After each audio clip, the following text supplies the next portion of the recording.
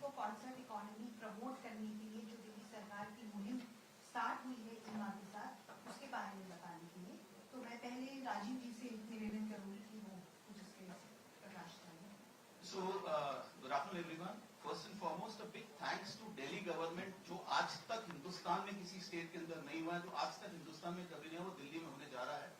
दिल्ली को ma'am and sir creative capital बोलने जा रहे हैं, where the maximum live industry serving. थोड़ा सा आपको इस इंडस्ट्री के बारे में बताना चाहूंगा। जो लाइव कंसर्ट इकोनॉमी है, जो बड़े वाले शोज होते हैं, अप्रोक्सीमेटली 12,000 करोड़ की इकोनॉमी है। और इस 12,000 करोड़ की इकोनॉमी पे अब जो स्टेप्स इन्होंने लिए, जो कपिल जी और मैम अनाउंस करेंगे, ये जानी चाहिए कोई 15 से 16,000 करोड़ रुपए के हर साल एक 19% की ग्रोथ हम लोग बात कर रहे हैं। और ये सारी बातें हम इसलिए कर रहे हैं बिकॉज जो लास्ट एक साल में हमारे कंसर्ट्स में, आप कोल्ड प्ले कंसर्ट की बात करेंगे अहमदाबाद में, तो 672 करोड़ रुपए का रेवेन्यू स्टेट ने डिक्लेयर किया, जिसमें 72 करोड़ रुपए जीएसटी के अंदर आए थे। आज आप बात करेंगे दिल्ली के अंदर, जो मैम आपको बताएंगे कितने शोज आ रहे हैं अगले 80 दिनों के अंदर, और आप किन किन को देख सकते हैं। लायनल मेसी अब दिल्ली में आने की बात कर रहे हैं 16 दिसंबर को, with this event that is happening with it.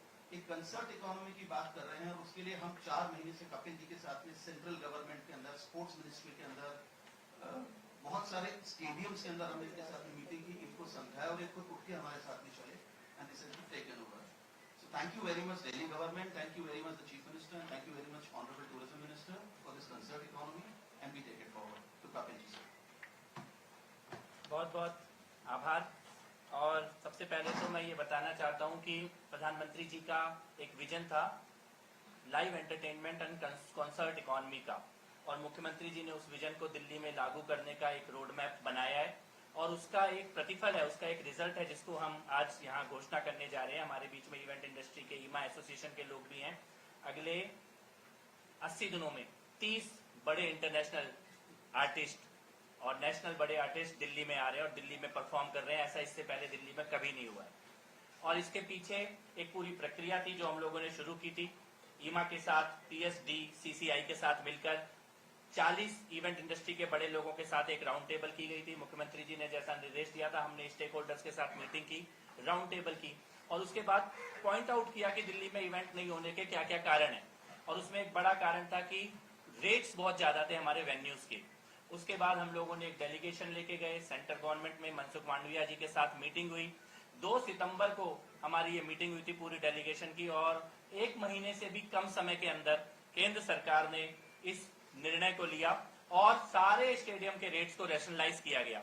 और उसका तुरंत ये रिजल्ट आया कि जैसे ही इवेंट के वेन्यूज के रेट कम हुए, फिर हम दोबारा इवेंट इंडस्ट्री के साथ बैठे। और आज मैं आपको ये बताना चाहता हूँ कि ट्रेविस स्कॉट दिल्ली में परफॉर्म करने जा रहे हैं, मेसी दिल्ली में आने जा रहे हैं, ऐसी बात चल रही है, कृष्णा दास, तलविंदर, राधिका दास, एकॉन, जॉनिका, ये AP डिलॉन, ये सब लोग अगले 80 दिन में दिल्ली में परफॉर्म करने जा रहे हैं। और ये केवल शुरुआत है, और इससे भी बड़ा हमारा रोड मैप है जो प्रधानमंत्री जी का विजन है, और मुख्यमंत्री जी ने जो प्लान दिया है दिल्ली टूरिज्म को, दिल्ली आर्ट एंड कल्चर को, उसको हम लोग इम्प्लीमेंट करेंगे। और इसकी बाकी आगे का हमारा रास्ता क्या है, कैसे हम यहाँ तक पहुंचे, इसके बारे में मैं निवेदन करूंगा मुख्यमंत्री महोदय से अपनी बात रखेंगे। नमस्कार। अलग अलग शब्द, अलग अलग अचीवमेंट के साथ आपने दिल्ली सरकार के माध्यम से सुने।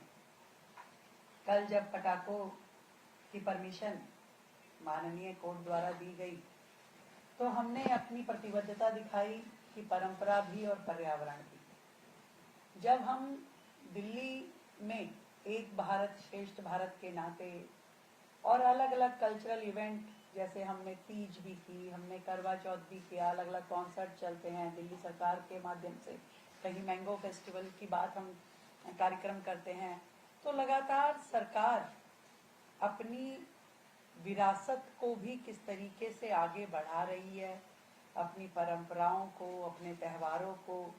और दिल्ली में एक पूरी तरीके से उत्साह और खुशी का माहौल, हर राज्य के उत्सव हमने मनाए, और आपने देखा कि हमने विरासत भी और विकास भी, ये स्लोगन अपने दिल्ली के लिए दिया। अब एक अगले फेज में हमने दिल्ली को लेके जाने की कोशिश की है, वो है क्रिएटिव कैपिटल। दिल्ली में कहीं ना कहीं लोगों का उत्साह बहुत खत्म हो गया था।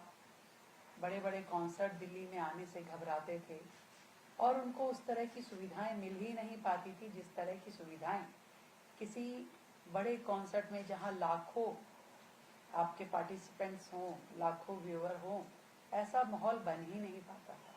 जब उस दिशा में सरकार ने सोचा और काम करना शुरू किया तो हमने केंद्र सरकार द्वारा संचालित जितने हमारे स्टेडियम्स हैं और दिल्ली सरकार द्वारा भी जितने स्टेडियम्स रन हो रहे हैं, उन सबके सबसे पहले हमने रेट कम किए और फिर वो सारी डेफिशिएंसी, जितनी सुविधाएं हमारी इन ऑडिटोरियम्स में या स्टेडियम्स में कम थी, उन सबको रिवाइव करने के लिए हमने काम किया। और सही कहा कपिल जी ने कि कॉन्सर्ट इकोनॉमी एक बहुत बड़ा सेगमेंट है जिसपे किसी राज्य को कंसंट्रेट करना चाहिए और उस पर काम करना चाहिए। और इसमें मदद हमारी की Eva, event and entertainment management association ने, और PHDCCI, PhD chamber of commerce and industry ने, जिन्होंने लगातार हमारे पर्यटन मंत्रालय मंत्री जी के साथ मिलकर के इंडिया को कल्चरल एंड क्रिएटिव हब बनाने की दिशा में कैसे काम हो, उस पर लगातार प्रयास किया। और धन्यवाद करना चाहते हैं हम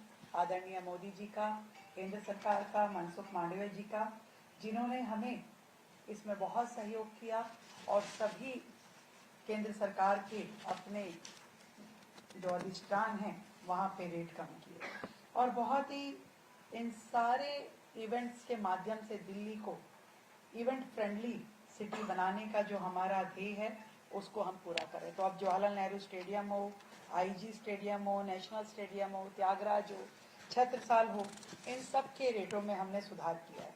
सारे ये वेन्यूज का टैरिफ अब पहले से कई गुना कम रहेगा। सिंगल विंडो सिस्टम एक हमारा गुड गवर्नेंस का एक बहुत बड़ा टूल है। सिंगल विंडो सिस्टम जिसको हमने कावड़ के समय उपयोग किया, जिसे हमने रामलीला कमेटियों के टाइम उपयोग किया, जिसे हमने दुर्गा पूजा के लिए दिया और अब छठ समितियों के लिए दिया। तो सिंगल विंडो सिस्टम के माध्यम से ईज ऑफ डूइंग बिजनेस भी हम लगातार कर रहे हैं। हमने 24/7 रेस्टोरेंट्स के लिए और बिजनेसेस के लिए, आपकी दुकानों के लिए भी 24/7 दिल्ली को चलाने का निर्णय लिया। और ऐसे ही सिंगल विंडो सिस्टम हम इवेंट्स को भी सारी फैसिलिटीज देंगे ताकि कोई भी इवेंट होस्ट करने वाले लोग दिल्ली को सबसे अधिक सुविधाजनक माने अपने इवेंट के लिए। अभी आपको ध्यान में आया कि अगले 70 दिनों में कितने बड़े बड़े 30 इवेंट्स जिसमें लाखों लाखों लोग अपना पार्टिसिपेशन करने वाले हैं। और दिल्ली को हर तरीके से, टूरिज्म को हमने कहा था कि दिल्ली देश में कोई भी व्यक्ति आए तो वो दिल्ली देखे बिना ना जाए। जैसे लोग अगर इंग्लैंड जाते हैं तो लंदन जरूर जाएंगे, फ्रांस जाएंगे तो पेरिस जरूर जाएंगे, तो हमारा टारगेट है कि भारत में जो भी आए उसका ये लक्ष्य जरूर होना चाहिए वो दिल्ली में आए। टूरिज्म विभाग लगातार इस पे काम कर रहा है और इवेंट हमारा एक उसका दूसरा सेगमेंट है। और इन आयोजनों के लिए विश्व स्तरीय इंफ्रास्ट्रक्चर, सुरक्षा, लॉजिस्टिक सपोर्ट पूरी तरीके से दिल्ली सरकार देगी, सहयोग भी और सुविधा भी। और मोदी जी का विजन जो है उसके माध्यम से दिल्ली को आगे बढ़ाया जाएगा। अब रिस्ट्रिक्शंस नहीं होगी, अपॉर्चुनिटीज होगी, और अब ऑब्स्टेकल्स नहीं होंगी, सक्सेस होगी। तो आत्मविश्वास के साथ दिल्ली बढ़ेगी और पूरे देश में जो लगभग 150 अरब का ये लाइव एंटरटेनमेंट इंडस्ट्री है उसमें दिल्ली का जो शेयर बनता है 2.5 से 3 हजार करोड़ का, दिल्ली जरूर उसे अब गेन करेगी। और अपने क्रिएटिव दिल्ली के लिए मैं चाहती हूँ कि सभी दिल्लीवासी तैयार हो जाएं। बहुत सारे कॉन्सर्ट्स हैं, बहुत सारे इवेंट है, फेस्टिवल टाइम है, सब लोग मिलकर के अब एंजॉय करें। पूरे देश के लोग दिल्ली में आएंगे, पूरे विश्व के लोग दिल्ली में आएंगे और दिल्ली तैयार है उनका स्वागत करने के लिए। Thank you so much. हाँ, एक चीज और मुझसे मिस हुई। दिल्ली में हम इवेंट वेन्यू, मतलब जहां लाखों लोग इकट्ठे एक टाइम पे किसी कॉन्सर्ट में, किसी इवेंट में पार्टिसिपेट करें, ऐसे इवेंट हम डेवलप करेंगे जो कि वर्ल्ड क्लास फैसिलिटीज के साथ होंगे, जहां बड़े बड़े इवेंट हो पाएंगे। दिल्ली अब इवेंट फ्रेंडली होगी, दिल्ली में लोगों का उत्साह बढ़ेगा और लोग यहाँ आना चाहेंगे। Thank you. इसको लॉन्च करेंगे हम अपने पोस्टर।